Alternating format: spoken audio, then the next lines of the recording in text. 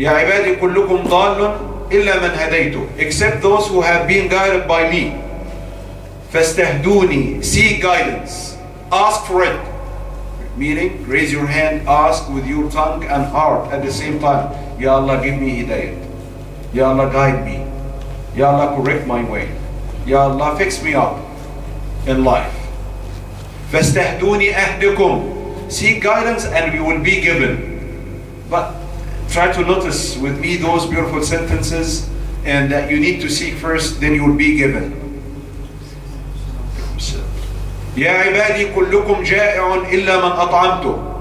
O my servants, all of you are hungry, except those whom I provided for. Are you hungry right now? You might say, I'm not hungry. You know why Allah is saying that? All of you are hungry. All of you are going astray. This is the original case. All of us are hungry and will be hungry except or unless Allah provide for us. Right? So Allah is the one who gives. Allah is the one who provides for us. Allah is the sustainer. And when we talk about provision, it was mentioned at the beginning, hidayah comes first before the food. This is the food for thought and spirit. So it comes before the food for stomach. Those guys making some beautiful food that you can smell it right now. So it's related to what we're talking about somehow. But we're doing the second kind of food. But the first kind of food we're talking about here, or Rabbil Alameen is talking about, is food for thought and soul. Hidayat. The second one is for our stomach, right? For our bodies. يا عبادي كلكم عار إلا من كسوته. Oh my servants, all of you are naked except those whom I provided for, i.e. clothes. But you might be saying that all of us having a clothes right now, we're not naked. But again, you have to take this a little bit further. For this and, having a taqwa. A taqwa was mentioned in different parts, and in the Quran was mentioned, described as clothes. And Allah said in Surah Al-A'raf, وَلِبَاسُ التَّقْوَى ذَلِكَ خَيْرٌ. So this is one of the meaning, right? So we are after this kind of clothes. At-taqwa, righteousness, fear of God. يا عبادي إنكم تخطئون بالليل والنهار. O my servants, you do sin during the day and night. وأنا أغفر الذنوب جميعا. And I forgive all the sins. فلو بلغت ذنوبكم عنان السماء, if your sins are to reach the heaven or the skies, right? غفرت فاستغفرتموني, and then you ask for forgiveness. غفرت لكم, then I'll give you forgiveness. I'll forgive you. ولا أبالي, and I don't care. So look at that hope. Whatever sins I have done in my life, Allah is telling me that He's going to forgive it. Allah is giving me the good news, it will be forgiven. If I'm ready, if I'm asking, if I'm seeking, if I seek Him, He will give me. يا عبادي, and this is the point I'm trying to make here. لو أن أولكم وآخركم إنسكم وجنكم. O my servants, if the first of you and the last of you, the human of you and the jinn of you, لو أن أولكم وآخركم وإنسكم وجنكم جاءوا في صعيد واحد وسألني كل واحد منهم مسألة أعطيت لهم ولا أبالي. If the first of you, the last of you, the human of you and the jinn of you, all asking, for their needs, all gathered from Adam till the day of Qiyamah, billions of people are asking, every single one asking, Yalla, I need 2 palaces in New Zealand, another palace in Africa, 1 palace in Europe, I need this and that, I need, then Allah subhanahu wa ta'ala is going to provide for everybody. And He doesn't care. And then the hadith in another version says, يا عبادي لو أن أولكم وآخركم وإنسكم وجنكم كانوا على أتقى قلب رجل واحد منكم ما زاد ذلك في ملكي شيئا. This is the point. O my servants, if the first of you and the last of you, the human of you and the jinn of you, whereas the most pious man of you, that won't increase my kingdom in any way or in anything.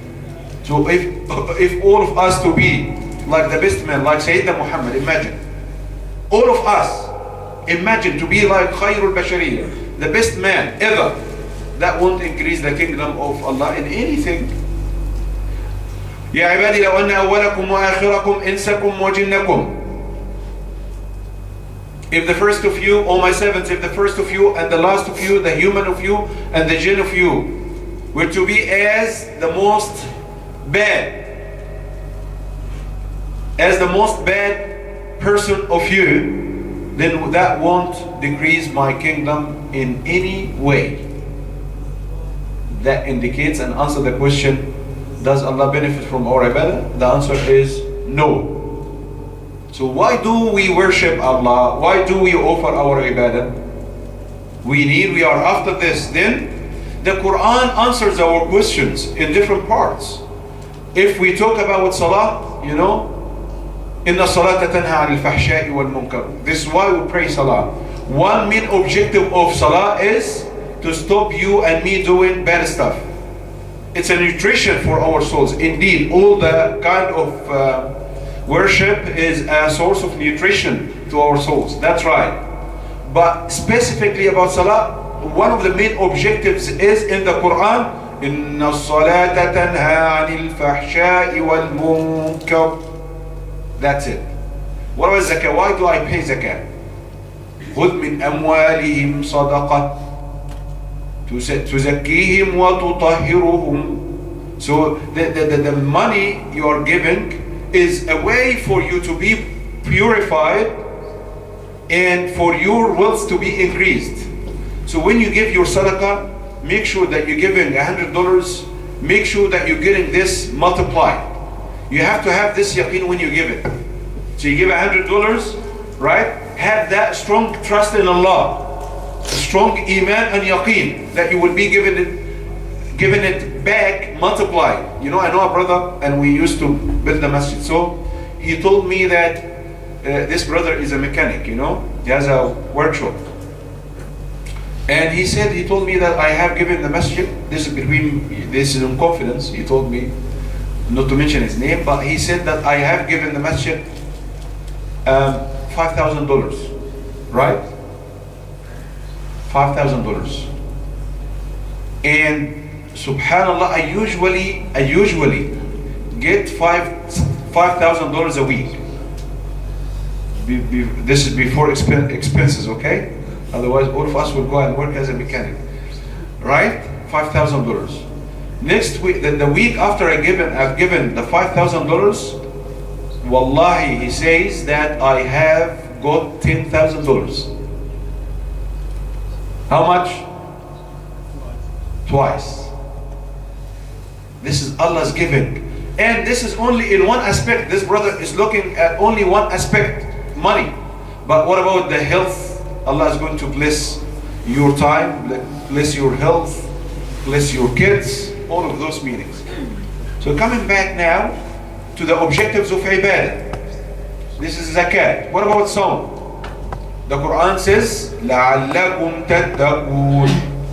The reason for you to fast is لَعَلَّكُمْ تَتَّقُونَ, that you may attain taqwa, righteousness, piety, right? To get closer to Allah subhanahu wa ta'ala.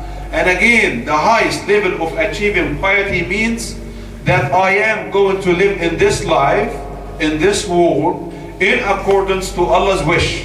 And that means that I'm going to be nice and good to everyone, and I'll be connected to Rabbul Alameen all the time. Hajj. لِيَشْهَدُوا مَنَافِعَ لَهُمْ. Let them do Hajj so they can witness benefits, receive benefits for themselves, spiritual and otherwise. So this is the meaning, right? This is the reason, those are the objectives of ibadah in Islam. Why do we do this? The Quran tells you, the answer is you, because of that. Why do I worship Allah? Does He need me? The answer is no, thank you very much. He doesn't, but it's for you. Why is it a must? Because that is going to bring that happiness for you forward to live it and experience it in this life and then in the hereafter. So this introduction, the main reason of that introduction is actually to understand why do we make the ibadah. Now coming to Sawm, fasting, Ramadan. this very special guest. You know, in Ramadan, Ramadan is a special guest, isn't he? Isn't it? Sorry. It's a feeling that Ramadan is something we can't even feel. That's why I described it with the word he, you know. It's something we can't feel it, right? It's something we miss, right? After it finishes up. Subhanallah, Ramadan is the month when the Quran was revealed to Sayyidina Muhammad. Sayyidina Muhammad went as usual to contemplate in Jabal Nur, Ghar Hira, namely, and then while he is contemplating, then Allah revealed to him the message, and Sayyidina Jibreel came saying to him, Iqra. Sayyidina Muhammad never expected to be a prophet, never waited for an angel to come and say to him, Iqra. This is what the Quran says. Never expected that. He wasn't, having some training so he would become a prophet. Never, alayhi salatu wassalam. He said, Iqra, read. Sayyidina Muhammad out of shock said, Ma ana biqari. Ma ana biqari. I don't know how to read. The voice came again saying, Iqra. And he started, Sayyidina Jibreel, to get him closer to him. Sayyidina Muhammad said, Ma ana biqari. How can I read? And I told you already that I don't know how to read. Sayyidina Jibreel for this third time said, Iqra, read. Sayyidina Muhammad, Ma ana biqari. What shall I read? And Sayyidina Jibreel said, Iqra bismi rabbika alladhi khalaq, khalaqa al-insana min alaq, Iqra wa rabbuka al-akram, alladhi allama bil-qalam, allama al-insana ma lam ya'lam. The very first words in the Quran, Iqra. That was the revelation. My brothers and sisters, when did the revelation started? In Ramadan. So Ramadan is very special as a time. Very, very special. Ramadan is a very special month. That's why it's called the month of Al-Quran. The month of Al-Quran is Ramadan. And that's why the Quran says, شهر رمضان الذي أنزل فيه القرآن هدى للناس وبينات من الهدى والفرقان. Shahr Ramadan is called as well the month of forgiveness, because it's a time, when you give up food, you abstain, you give up drink and everything and all temptations for Allah's sake, you feel you are getting closer and closer to Rabbil Alameen subhanahu wa ta'ala. Isn't it right? So, and that's why it's a very special guest. Now, when you receive your guest, we have two ways now. The first two scenarios. The first scenario, you're going to be hospitable to your guest. So you offer them fruits, you offer them some tea, maybe you have already invited them for lunch or dinner, so you're going to be very hospitable to them. The second scenario, you are going to be very stingy, So you won't offer them that good stuff, right? You will take some long time to offer anything, as if you're saying to the guest, thank you very much, leave, It's the same case with Ramadan. Some people receive Ramadan and they get prepared to receive Ramadan in a very special way. Before Ramadan even started, they are ready to receive Ramadan. After Ramadan's leave, they are already missing it. You know what I mean? Before Ramadan comes, they are looking up for Ramadan to come. And when it leaves, they feel sad that it left. Two signs that you love Allah subhanahu wa ta'ala and you love the ibadah. The first one is, I am getting myself ready to receive this holy month. I am getting myself on board, so I'm ready to fast and recite the Quran even more. Give even more. Somebody else is not ready for that. And that's why Ramadan is finished. And what has been left for such people who are stingy is bad memories of Ramadan. But the one who is waiting for Ramadan to come, who's looking for that, and the one who's missing it, is actually the one who has got beautiful memories for that holy month. This is number one. Number two, this is a very special season. And the Quran says, وَتَزَوَّدُوا فَإِنَّ خَيْرَ الزَّادِ التَّقْوَى. When you go for a trip, you need to get ready for a trip, right? When I came from Auckland to here, I have to get some stuff ready, even for a couple of days, right? Yes, and you feel like, oh, I have to do this a bit early, a day or two before. So you don't feel like, So this is called in Arabic zad. Whatever you're going to take with you is zad. I won't take any fruit or food, alhamdulillah, because here, alhamdulillah, everything is here. But I take some clothes, I take, stuff I need, personal stuff and stuff like this, right? Everybody, is the same. We all do the same thing. So the Quran is telling us for Yawm al-Qiyamah, you need to get your zad ready.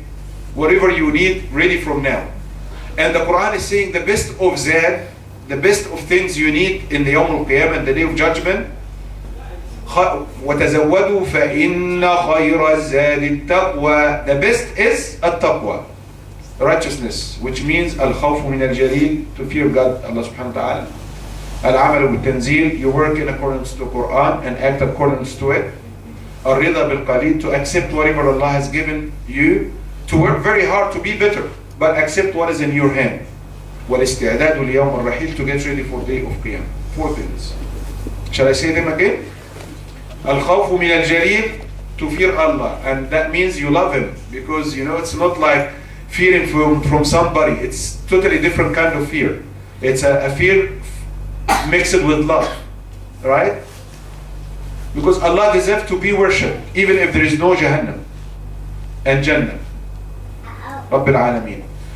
Al-khawfu min al-jalil, fear Allah subhanahu wa ta'ala. Wal-amalu bil-tanzil, and to work in accordance to the Quran, to act in accordance to the Quran. Wal-rida bil-qalil, to accept what Allah has provided for you, right? You are getting $40,000 a year, alhamdulillah, right? Some people getting 20, and other people getting 10, and some other people getting 1,000 a year, and some other people getting nothing. So alhamdulillah, right? It doesn't stop you from improving your status at all. This is Islam, right? You accept, but that doesn't mean that alhamdulillah I'll keep trying to be poor. No. Islam is not telling you to be poor, actually. Islam is asking you otherwise, right?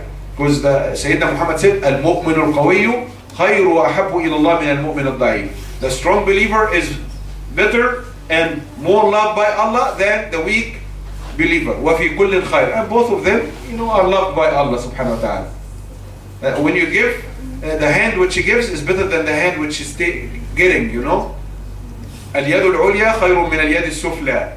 The upper hand is better than the lower one. Upper and lower, when you give, your hand is upper or lower? Upper. When you get, when you receive, your hand is lower, right? And that's why one of the guys said to Sayyidina Umar ibn Khattab, he's just staying, he's not working at all. He said, why are you not working? He said, well, in my way from Bilad al-Sham, from Syria to Mecca or Medina, I found, a blind bird, and another sighted bird is feeding that blind one. So I'm waiting for someone to help me and support me. So he given him hard time and said, why don't you be like the sighted bird? Why do you want to act like the blind one? So back. So the meaning is here of taqwa, al-khawfu min al-jalil, al-amalu bil-tanzil, al-rida bil-qalil, fearing Allah, act in accordance to the Quran, accept what Allah, be satisfied with Allah, what Allah has provided you for, وَالْإِسْتِعْدَادُ لِيَوْمِ الرَّحِيلِ, to be ready for the day you die.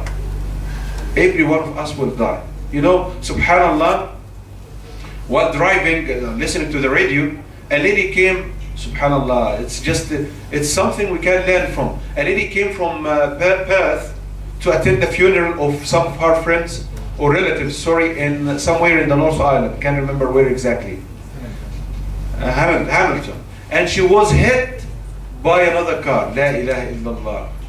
She came to attend the funeral, and this is very sad, She came to attend the funeral, and she died.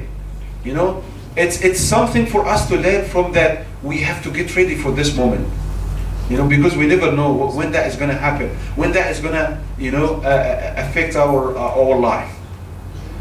So this is the meaning of taqwa, and this is what we need to get ready with. And Ramadan is a season, is a guest, and a very special season for good a'mal.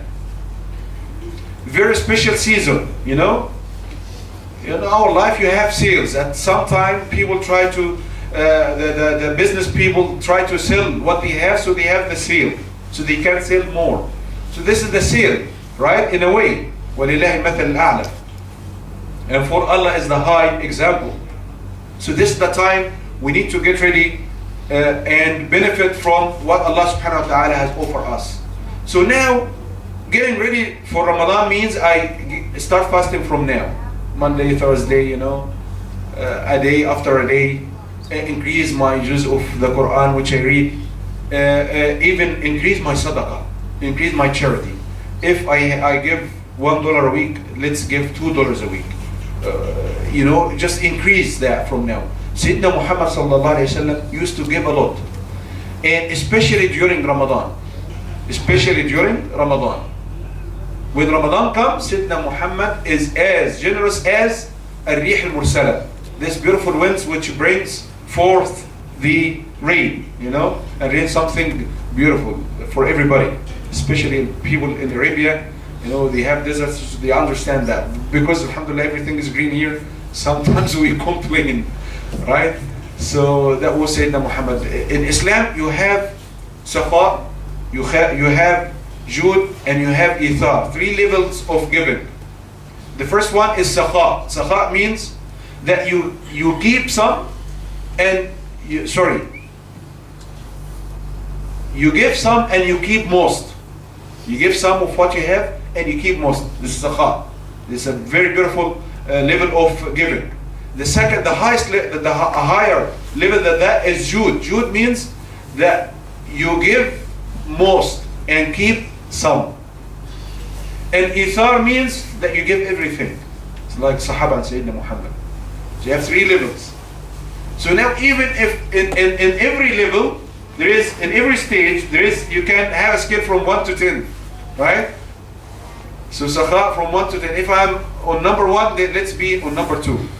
Let's go a little bit further on number 3. If I'm already in the stage of Jud, then let's move to, if I'm 3, on point number 3, let's move to 4 or 5, and so on. Now, if I fulfill my fasting and recitation of the Quran during that month and giving as it should be, Allah has given me good news. What are the good news? Sayyidina Muhammad sallallahu alayhi wa sallam said, الصيام والقرآن يشفعان لصاحبهما.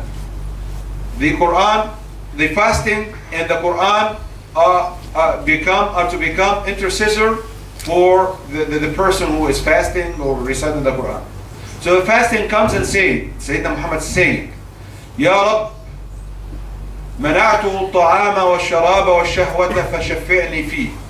Oh Allah, my Lord, I have stopped your servant right from eating, drinking, and temptations, halal temptations. And harams are haram throughout the whole year. But even halal temptations becomes haram during, the time of Saul, right? So I've stopped him, Ya Allah, from this and this and this. فَشَفِّعْنِ فِي. Ya Allah, accept my intercession. And then the Quran comes and says, Ya Rab, منعته النوم بالليل فشفعني فيه. Oh my Lord, I have stopped your servant from sleeping during the night. So accept my intercession. Then Allah accept their intercession. Imagine you are in a big problem. And the Psalm coming, and saying that, oh, the Quran coming and saying that. So all of us need this. This is a try. And that's why Sayyidina Muhammad sallallahu alayhi wa sallam is saying, إذا جاء شهر رمضان فتحت أبواب الجنان أو أبواب الجنة. If the month of Ramadan comes, then the gates of Jannah paradise are open. They are in reality open. And another meaning is that the forgiveness of Allah is quite open. It's quite open during the whole year, but it's even more, right? وَغُلِّقَتْ أَبْوَابُ النِّيرَانِ. And the doors of Jahannam are closed. وَصُفِّدَتِ الشَّيَاطِينَ. And the shaitans are chained. My daughter came to me last time, 8 years old, and said that, mashallah, the shaitan get imprisoned. That when Ramadan comes, the teacher told her, said, yeah. I said, yes, sort of. They are chained. And then some kids or even people ask that, why do we have still ma'asi? We do sins while the shaitan are chained. They are chained, but they are not there at all. This is number one. They are chained, but they still can move. But their movement is a little bit slower compared to before. Number two, we still have our nafs, those temptations planted inside us, stop us from doing the good as it should be. So even if we don't have the shaitan, we have another challenge, which is our own temptations, which are planted inside. So Sayyidina Muhammad is saying the doors of Jannah are opened.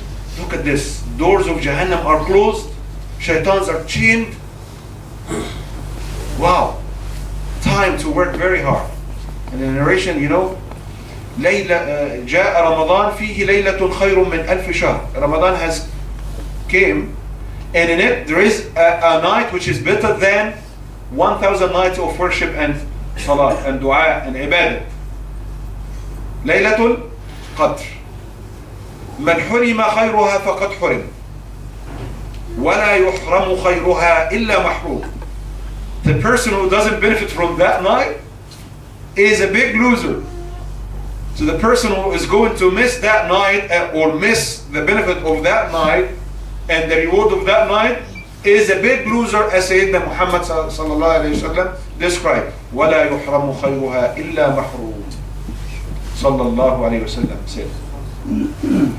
In another narration, وَنَادَى مُنَادٍ مِنَ السَّمَاءِ, and a caller from the heaven will call upon the people.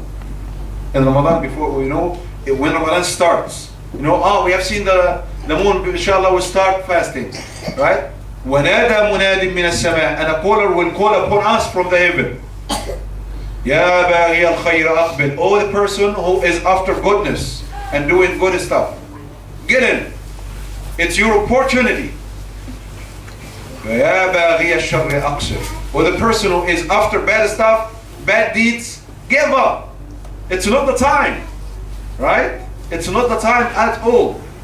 And this is a way for us to be encouraged to improve our ibadah and to improve our worship before, in and after Ramadan. Now, what kind of sawm or fasting Allah accept?